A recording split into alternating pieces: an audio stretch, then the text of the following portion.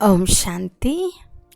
ఈరోజు Murali date 3 March 2026. బాబా చెప్తున్నారు, మధురమైన పిల్లలు, మీరు జ్ఞానులు, యోగులు. మీ నోటి నుండి సదా జ్ఞానరత్నాలే వెలువడాలి. కొత్తవారు ఎప్పుడు వచ్చినా వారికి తండ్రి పరిచయంను ఇవ్వండి. ప్రశ్న: మీ స్థితిని ఏకరసంగా తయారు చేసుకోను సాధనము ఏది? జవాబు: సాంగత్యాన్ని సంభాలన చేసుకుంటే మీ స్థితి ఏకరసంగా తయారవుతుంది. సదా మంచి సేవాదారి విద్యార్థుల సాంగత్యంలో ఉండండి. జ్ఞాన యోగములు తప్ప ఏ ఇతర మాటలు మాట్లాడినా, నోటి నుండి రత్నాలకు బదులు రాళ్ళు రువ్వుతూ ఉన్న వారి సాంగత్యం నుండి సదా హెచ్చరికగా జాగ్రత్తగా ఉండాలి. పాట: రాత్రి ప్రయాణికుడా అలసిపోకు. ఓం శాంతి. జ్ఞానము మరియు విజ్ఞానము, వీటిని అల్ఫ్ అంటే బాబా మరియు బే అంటే ఆస్తి అని అంటారు. తండ్రి బాబా మరియు ఆస్తుల జ్ఞానంను ఇస్తున్నారు. అంటే అల్ఫ్ మరియు బేల్ యొక్క జ్ఞానంను ఇస్తున్నారు. ఢిల్లీలో విజ్ఞాన భవనం ఉంది, కానీ ఎవరికీ దాని అర్థం తెలియదు. పిల్లలైన మీకు జ్ఞాన యోగాలు తెలుసు. యోగం ద్వారా మనం పవిత్రంగా అవుతాము. జ్ఞానం ద్వారా మన ఆత్మ రంగరించబడుతుంది, అనగా జ్ఞానం అనే రంగు అంటుకుంటుంది. మనం చక్రమంతటిని తెలుసుకుంటాము. స్మృతి యాత్ర కొరకు కూడా ఈ జ్ఞానం లభిస్తుంది. అక్కడ యోగం కొరకు ఎవరు జ్ఞానంనివ్వరు. వారైతే స్థూలమైన డ్రిల్ మొదలైనవి నేర్పిస్తారు. స్మృతి యాత్ర సూక్ష్మమైన మరియు ముఖ్యమైన విషయము. పాట కూడా దానికి సంబంధించిందే పెడతారు. తండ్రి అంటున్నారు, ఓ పిల్లల్లారా, ఓ మూలవతన ప్రయాణికుల్లారా, పతిత పావనులైన తండ్రి ఒక్కరే సర్వుల సద్గతి దాత. వారే అందరికీ ఇంటికి వెళ్ళే మార్గాన్ని తెలుపుతారు. మనుషులు మీ వద్దకు అర్థం చేసుకునేందుకు వస్తారు. ఎవరి వద్దకు వస్తారు? ప్రజాపిత బ్రహ్మకుమారి బ్రహ్మకుమారుల వద్దకు వస్తారు. కావున వారిని మీరు ఎవరి వద్దకు వచ్చారు అని అడగాలి. మనుషులు, సాధువులు, సన్యాసులు మహాత్ముల వద్దకు వెళ్తారు. వారికి ఫలానా మహాత్మాజీ అని పేరు కూడా ఉంటుంది. ఇక్కడ మీకు ప్రజాపిత బీకేలని పేరు ఉంది. బీకేలు అనేక మంది ఉన్నారు. మీరు వారిని ఎవరి వద్దకు వచ్చారని అడగాలి. ప్రజాపిత బ్రహ్మ మీకేమవుతాడు? అతను అందరికీ తండ్రే కదా. కొందరు మీ మహాత్ముని, గురువును దర్శించుకుంటామని అంటారు. అప్పుడు మీరు వారితో మీరు గురువు అని ఎలా అంటున్నారు? ప్రజాపిత బ్రహ్మకుమారీలు అని పేరు ఉంది కదా, కనుక వారు తండ్రి అవుతారు, గురువు కాదు అని చెప్పండి. ప్రజాపిత బ్రహ్మకుమార్ కుమారీలు అనగానే బ్రహ్మ వీరికి తండ్రి అని తోస్తుంది. వారు మీకు కూడా తండ్రే. మేము బీకేల తండ్రిని కలుసుకోవాలనుకుంటున్నాము అని అనండి. ప్రజాపిత పేరు ఎప్పుడైనా విన్నారా? అతనికి ఎంతోమంది పిల్లలున్నారు. ఈ తండ్రిని గురించి అర్థం చేసుకుంటే అనంతమైన తండ్రిని గురించి కూడా అర్థం చేసుకుంటారు. ప్రజాపిత బ్రహ్మకు కూడా ఎవరో తండ్రి తప్పకుండా ఉంటారు. ఎవరైనా వస్తే వారిని మీరు ఎవరి వద్దకు వచ్చారు అని అడగాలి. బోర్డుపై ఏం రాసి ఉంది? ఇన్ని సెంటర్లు ఉన్నాయి కదా. ఇంతమంది బీకేలు ఉన్నప్పుడు వారికి తప్పకుండా తండ్రే ఉంటారు, గురువు కాదు. మొదట గురువు అని వారి బుద్ధి నుండి తొలగిపోవాలి. ఇది ఒక ఇల్లు అని అర్థం చేసుకోవాలి. ఏదో కుటుంబంలోనికి వచ్చామని అర్థం చేసుకోవాలి. మేము ప్రజాపిత బ్రహ్మ సంతానము, మీరు కూడా వారి సంతానమే. అయితే ఆ బ్రహ్మ ఎవరి కుమారుడు? బ్రహ్మ, విష్ణు, శంకర్ల రచయిత పరంపిత పరమాత్మ శివుడు. అతను ఒక బిందువు. అతని పేరు శివుడు. వారు మా తాత. ఆత్మలైన మీరు కూడా వారి సంతానమే. బ్రహ్మకు మీరు కూడా సంతానమే. అందువలన మేము బాప్దాదాను కలుసుకునేందుకు వచ్చామని అనండి. ఇలా వారి బుద్ధి తండ్రి వైపుకు వెళ్ళే విధంగా అర్థం చేయించాలి. వారు ఎవరి వద్దకు వచ్చారో అర్థం చేసుకోవాలి. ప్రజాపిత బ్రహ్మ మాకు తండ్రి, శివుడు సర్వ ఆత్మలకు తండ్రి. మొదట ఎవరి వద్దకు వచ్చారో అర్థం చేసుకోండి అని చెప్పాలి. యుక్తిగా తెలిపి వీరు శివబాబా సంతానము కనుక ఇది ఒక కుటుంబము అని అర్థం చేయించాలి. వారికి తండ్రి తాతల పరిచయం లభించాలి. సర్వుల సద్గతి దాత నిరాకార తండ్రి అయిన శివుడు అని మీరు అర్థం చేయించండి. వారు ప్రజాపిత బ్రహ్మ ద్వారా అందరికీ సద్గతిని ఇస్తారు. అందరూ వారిని పిలుస్తూ ఉంటారు. ఎంతమంది పిల్లలు తండ్రి నుండి వారసత్వం తీసుకుంటున్నారో మీరు కూడా చూస్తున్నారు కదా అని చెప్పండి. మొదట వారికి తండ్రి పరిచయం లభించాలి. అప్పుడు మేము బాప్దాదాను కలుసుకునేందుకు వచ్చామని వారు భావిస్తారు. మేము వారిని బాప్దాదా అని అంటామని చెప్పండి. జ్ఞానసాగర్లు, పతిత పావన్లు ఆ శివబాబాయే కదా. భగవంతుడు సర్వుల సద్గతి దాత, నిరాకారులు. అతను జ్ఞానసాగర్లని వారికి అర్థం చేయించాలి. బ్రహ్మ ద్వారా అనంతమైన వారసత్వాన్ని తీసుకుంటున్నాము. కావున బీకేలు శివబాబా సంతానమని, ఆ శివుడే అందరికీ తండ్రి అని, భగవంతుడు ఒక్కరే అని, వారే ఆది సనాతన దేవీ దేవతా ధర్మాన్ని స్థాపన చేస్తున్నారని వారు అర్థం చేసుకోవాలి. వారు స్వర్గ రచయిత, సర్వులకు తండ్రి, టీచరు, గురువు కూడా వారే. సృష్టి ఆది మధ్యాంతాల రహస్యాన్ని తెలుపుతారు, అనగా త్రికాలదర్శులుగా తయారు చేస్తారు. అర్థం చేసుకునేందుకు అర్హులైతే వారికి ఈ విషయాలు అర్థం చేయించండి. మొదట మీకు తండ్రులు ఎంతమంది అని అడగండి. లౌకిక తండ్రి మరియు పారలౌకిక తండ్రి అని అర్థం చేయించండి. తండ్రి ఎప్పుడు సర్వవ్యాపి అవచాలడు. లౌకిక తండ్రి నుండి ఈ వారసత్వం లభిస్తుంది. పారలౌకిక తండ్రి నుండి బేహద్ వారసత్వం లభిస్తుంది.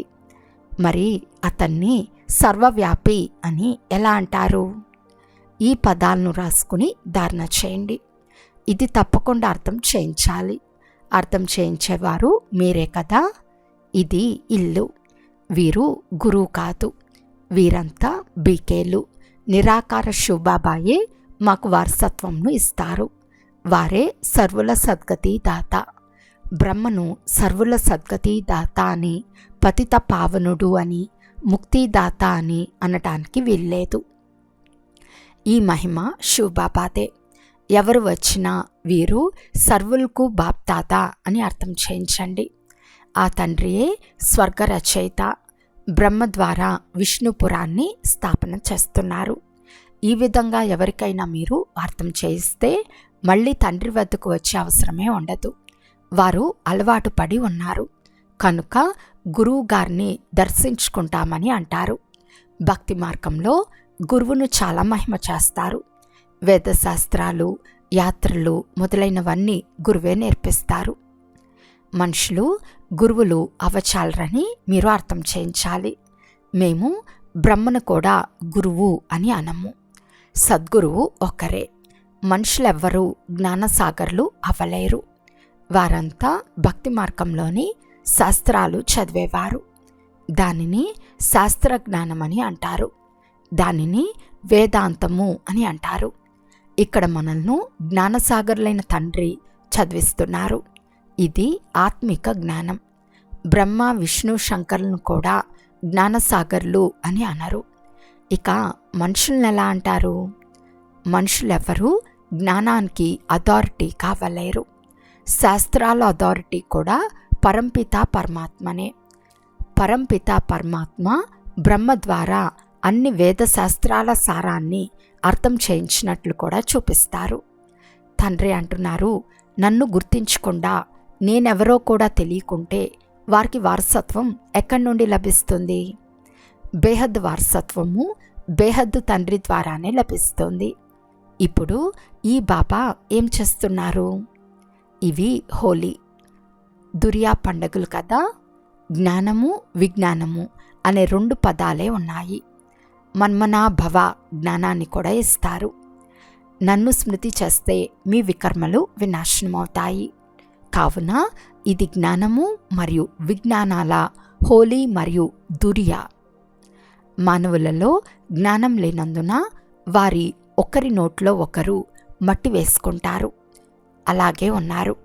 ఎవరికి గతి సద్గతులు లభించువు, నోటి మట్టే వేసుకుంటారు. జ్ఞానం మూడవ నేత్రం ఎవరికీ లేనేలేదు. కట్టుకథలు వింటూ వచ్చారు. దానిని గుడ్డి నమ్మకమని అంటారు. ఇప్పుడు ఆత్మలైన మీకు జ్ఞానం మూడవ నేత్రం లభించింది. పిల్లలైన మీకు తండ్రి నుండి వారసత్వం ప్రాప్తి చేసుకునేందుకు సలహానివ్వాలి. అప్పుడు వారికి తెలిసిపోతుంది వీరు బ్రహ్మ ద్వారా వారసత్వం తీసుకుంటున్నారు, ఇతరులెవ్వరి ద్వారా లభించదని తెలుస్తుంది. అన్ని సెంటర్లలో ఈ పేరు రాయబడి ఉంది. ప్రజాపిత కుమారీల గీతా పాఠశాల అని రాస్తే అది సాధారణ విషయంగా ఉంటుంది. ఇప్పుడు మీరు కూడా బీకే అను పేరు రాస్తేనే తండ్రి పర్షాన్ని ఇవ్వగలరు. మనుషులు బీకేల పేరు విని భయపడిపోతారు. అందుకే గీతా పాఠశాల అని రాస్తారు. కానీ ఇందులో భయపడే విషయం ఏదీ లేదు. ఇది ఇల్లు అని చెప్పండి. ఎవరి ఇంటికి వచ్చారో మీకు తెలుసా? వీరు అందరి తండ్రి ప్రజాపిత బ్రహ్మ. భారతవాసులు ప్రజాపిత బ్రహ్మను గౌరవిస్తారు. క్రైస్తవులు కూడా ఆది దేవుడు ఉండి వెళ్ళాడని భావిస్తారు. ఈ మనుష్య వంశావళి వారిదే. కానీ క్రైస్తవులు యేసుక్రీస్తును మరియు బౌద్ధులు బుద్ధుణ్ణి తండ్రిగా భావిస్తారు. వంశం ఉంది కదా.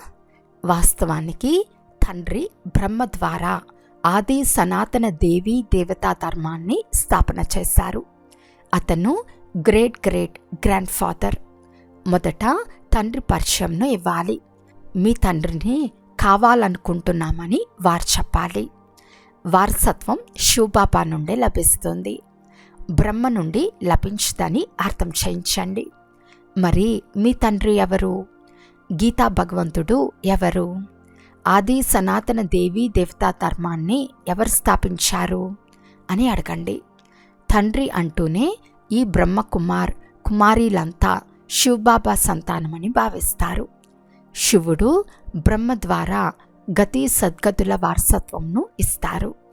వారు ఈ సమయంలో మనకు జీవన్ముక్తిని ఇస్తున్నారు. మిగిలిన వారంతా ముక్తిలోకి వెళ్ళిపోతారు. ఈ జ్ఞానం పిల్లలైన మీ బుద్ధిలో ఉండాలి. ఎవరైనా వస్తే మీరు ఎవరిని కావాలని అనుకుంటున్నారు అని ప్రశ్నించండి. వారు మాకే కాక మీకు కూడా తండ్రే. ఇక్కడ గురువులు సన్యాసులు ఎవ్వరూ లేరు అని చెప్పండి. ఇది మీరు అర్థం చేసుకున్నారు. ఉదాహరణకి హోలీ దురియా పండుగలు చేసుకుంటారు. లేకుంటే హోలీ దురియాలకు అర్థమే లేదు. జ్ఞానం వలన శరీరానికి రంగు వేసుకుంటారు. ఆత్మ ఈ శరీరం లోపల ఉంటుంది. అది పవిత్రంగా అయితే శరీరం కూడా పవిత్రమైంది లభిస్తుంది. ఇది పవిత్ర శరీరం కాదు. ఇది సమాప్తమైపోతుంది. శరీరానికి గంగా స్నానం చేయిస్తారు. కానీ పతిత పావనుడు ఒక్క తండ్రి తప్ప ఇతరులెవ్వరూ లేరు. ఆత్మ పతితంగా అవుతుంది కనుక ఆత్మ నోటితో పావనంగా అవ్వదు. ఇది ఎవ్వరికీ తెలియదు. వారు ఆత్మనే పరమాత్మ అని అంటారు కనుక ఆత్మ నీటితో పావనంగా అవ్వదు. ఇది ఎవరికీ తెలియదు. వారు ఆత్మనే పరమాత్మ అని అంటారు. ఆత్మ నిర్లేపమని అంటారు.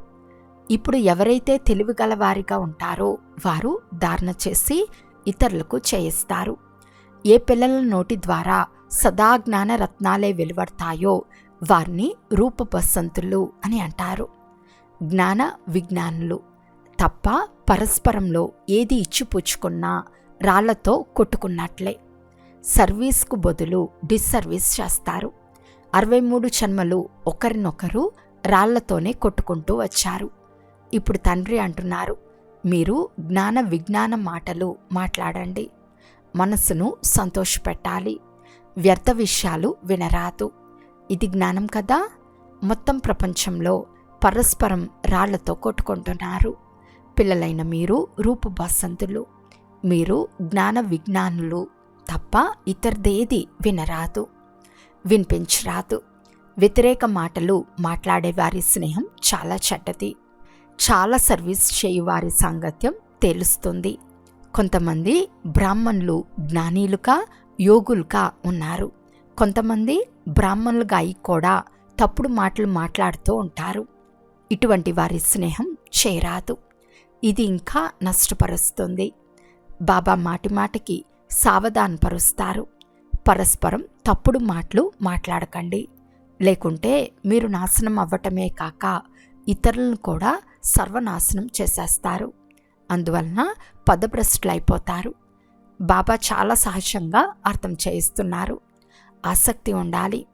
బాబా, మేము వెళ్ళి చాలామందికి ఈ జ్ఞానం వినిపిస్తామని అనాలి. వారే తండ్రికి సత్యమైన పిల్లలు. సేవాదారి పిల్లలను తండ్రి కూడా మహిమ చేస్తారు. వారితో స్నేహం చేయాలి. ఎవరెవరు మంచి విద్యార్థుల సాంగత్యంలో ఉన్నారు అని బాబాని అడిగితే వారు తెలియజేయగలరు. ఎవరి స్నేహం చేయాలి? బాబా హృదయంలో ఎవరు అధిష్ఠించి ఉన్నారని అడిగితే వారు వెంటనే తెలుపుతారు. సేవ చేయు వారిని బాబా కూడా గౌరవిస్తారు. కొంతమంది సేవ కూడా చేయలేరు. చాలామంది చెడు స్నేహం వలన చాలామంది స్థితి హెచ్చుతగ్గులవుతూ ఉంటుంది. కొంతమంది స్థూల సేవలో మంచిగా ఉన్నారు. వారి కూడా మంచి వారసత్వం పొందుతారు. అల్ఫ్ బేల్ను అర్థం చేసుకోవటం చాలా సులభం. ఎవరికైనా కేవలం తండ్రిని మరియు వారసత్వాన్ని స్మృతి చేయమని చెప్పండి. ఉండేవి 2 అక్షరాలు, బాబా మరియు వారసత్వం. ఇది చాలా సులభం. ఎవరు వచ్చినా ఇది బాబా గారి ఆజ్ఞ, నన్నొక్కరినే స్మృతి చేస్తే చాలు అని చెప్పండి. ఇది అన్నిటికంటే ఎక్కువ గౌరవం ఇవ్వటం. నన్ను స్మృతి చేస్తే మీకు వారసత్వం లభిస్తుంది అని తండ్రి అంటున్నారు. ప్రతి సెంటర్లో ఈ విధంగా నెంబర్ వార్గా ఉన్నారు. కొంతమంది వివరంగా అర్థం చేయించగలరు. అలా అర్థం చేయించలేకుంటే కేవలం కల్పకృతం కూడా తండ్రిని నన్నొక్కరినే స్మృతి చేయండి అని తెలిపించారు అని చెప్పండి. వ్యర్థ మాటలు, ఫలానా వారు ఇలా అంటున్నారు, ఇది చేస్తున్నారు, ఇవేవి చెప్పకండి. ఈ బాబా మీకు హోలీ దుర్యాలను తినిపించారు. రంగుల వేసుకోవటం అసురి మనుషుల పని. ఎవరినైనా గ్లాని చేస్తూ ఉంటే అవి వినరాదు. తండ్రి ఎంతో మంచి విషయాలు వినిపిస్తున్నారు. మన్మనా భవ, మధ్యాచి భవ అంటే ఏంటో ఎవరు వచ్చినా వారికి అర్థం చేయించండి. అందరికీ తండ్రి అయిన శివబాబా అంటున్నారు, నన్ను స్మృతి చేస్తే స్వర్గవారసత్వం లభిస్తుంది. గీతా భగవానుడు కూడా వారే. మృత్యు మీకు అతి సమీపంలో నిల్చుని ఉంది. కావున పిల్లలైన మీ పని సేవ చేయటం, తండ్రి స్మృతిని పెంచటం. ఇది మహామంత్రం. దీనివలన రాజ్య తిలకం లభిస్తుంది. ఇవి చాలా సులభమైన విషయాలు. తండ్రిని స్మృతి చేసి చేయిస్తే నావా ఆవలి తీరానికి చేరుతుంది. అచ్చా, మధురాతి మధురమైన అపురూపమైన పిల్లలకు మాతాపిత బాప్దాదాల ప్రియ స్మృతులు మరియు గుడ్ మార్నింగ్. ఆత్మీక పిల్లలకు ఆత్మీక తండ్రి నమస్తే. ఆత్మీక తండ్రికి ఆత్మీక పిల్లల యొక్క ప్రియ స్మృతులు మరియు నమస్తే నమస్తే నమస్తే. ధారణ కొరకు ముఖ్య సారము. ఫస్ట్ పాయింట్, వివేకవంతులై అందరికీ తండ్రి పరిచయంను ఇవ్వాలి. నోటి ద్వారా రాళ్ళు రువ్వి డిస్సర్వీస్ చేయరాదు. జ్ఞాన యోగాలు తప్ప ఇతరదేది చర్చించరాదు. సెకండ్ పాయింట్, ఎవరైతే రూప బసంతులుగా అంటే జ్ఞాన యోగులుగా ఉంటారో, సేవాదారులుగా ఉంటారో వారి స్నేహం మాత్రమే చేయాలి. తప్పుడు మాటలు వినిపించు వారి స్నేహం చేయరాదు. ఈరోజు వరదానము. జ్ఞానం ద్వారా రావణుని బహురూపాలను తెలుసుకుని వాటి ఆకర్షణ నుండి ముక్తంగా ఉండే ధైర్యశాలి భవ. ఏ పిల్లలైతే జ్ఞానం ద్వారా రావణుని బహురూపాలను మంచి రీతిగా తెలుసుకున్నారో వారి ముందుకు ఆ రావణుడు సమీపానికి కూడా రాలేడు. బంగారు రూపం లేక వజ్రాల రూపంను ధారణ చేసి వచ్చిన వారు రావణుని ఆకర్షణలోకి రారు. ఇటువంటి సత్యమైన శీతలకాయి గీత లోపలే ఉండు లక్ష్యం ఉంచుకుని ధైర్యశాలురుగా అవ్వండి. అప్పుడు ఈ రావణుని సైన్యం దాడి చేయుటకు బదులు మీ సహయోగిగా అయిపోతుంది. ప్రకృతి యొక్క 5 తత్వాలు మరియు 5 వికారాలు ట్రాన్స్ఫర్ అయి మీకు సేవ చేసేందుకు వస్తాయి. స్లోగన్: సేవలలో సఫలత ప్రాప్తి చేసుకోవాలి అంటే నిర్మాణ చిత్తం యొక్క విశేషతను ధారణ చేయండి. అవ్యక్త సూచన: నిశ్చయం యొక్క పునాదిని గట్టి చేసుకుని సదా నిర్భయంగా నిశ్చంతంగా ఉండండి. విజయులుగా అయ్యేందుకు పునాది నిశ్చయము. పునాది పక్కాగా ఉంటే బిల్డింగ్ కదలదు, నిశ్చంతంగా ఉంటారు.